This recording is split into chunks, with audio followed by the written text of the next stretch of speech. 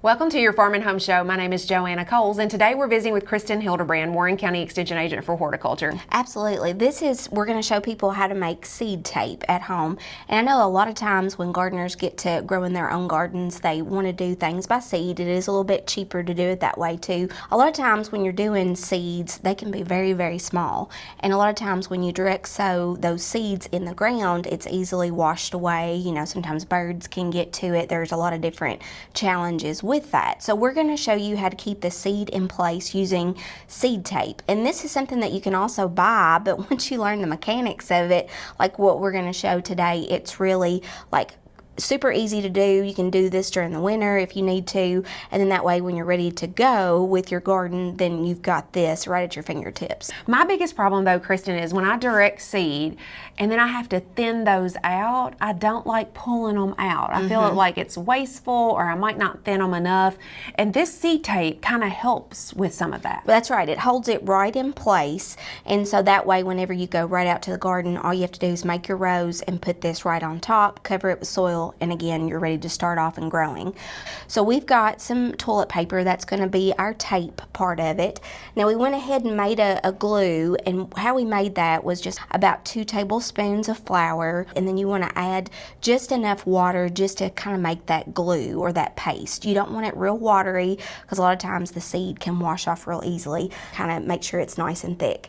You'll also need a ruler to kind of measure off your spacing of your seed based according to your seed packet, and then we've got a permanent black marker just to help us be able to see it, and obviously we need some toothpicks, and we've got a paper plate with our seeds on it. Now to make our seed tape, Joanna, we're using a lettuce, and it's actually a butter crunch lettuce, so it's like one of the lettuces that's real popular among home gardeners. So what we've done is beforehand, before we get ready to start, you need to know that you need to space that about 3 inches apart. So what we're going to do is we're going to take our ruler here and just lay it directly on our toilet paper, pull that apart, and then kind of go like that, because the tape is going to disintegrate after you water it.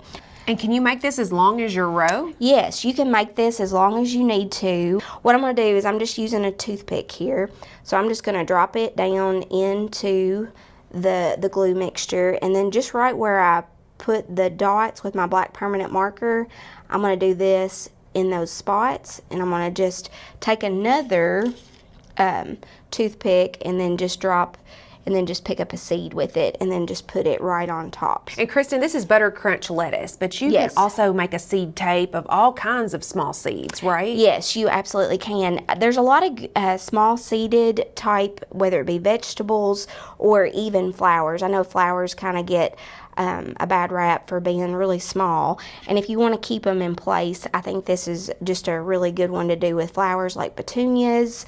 You could do it with other flower seeds as well, but spinach is good. If I haven't mentioned carrots are really good.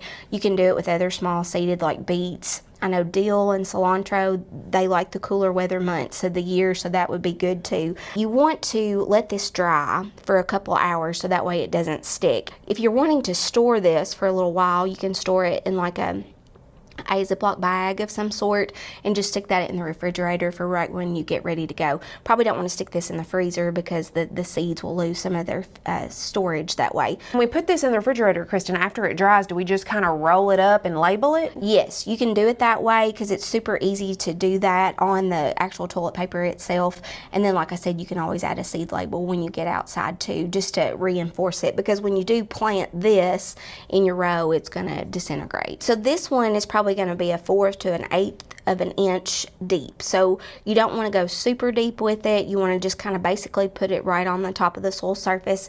If you want to get your measuring tape back out just to kind of make sure you don't plant too deeply, that would be good. But you're just going to basically put the soil at that depth based on your seed label or seed packaging, and then you're going to go ahead and water that in real well. Generally for lettuce, it doesn't take super long time for it to actually germinate. So I know sometimes it takes a couple of weeks for it to get good and established, but like you said before, we don't have to do any sort of thinning, so you do save your time, you do save a little bit of labor, and still the seed stays intact with the way that we've got the glue and we've got it all measured out. We appreciate you watching the Farm and Home Show and hope you have a great day.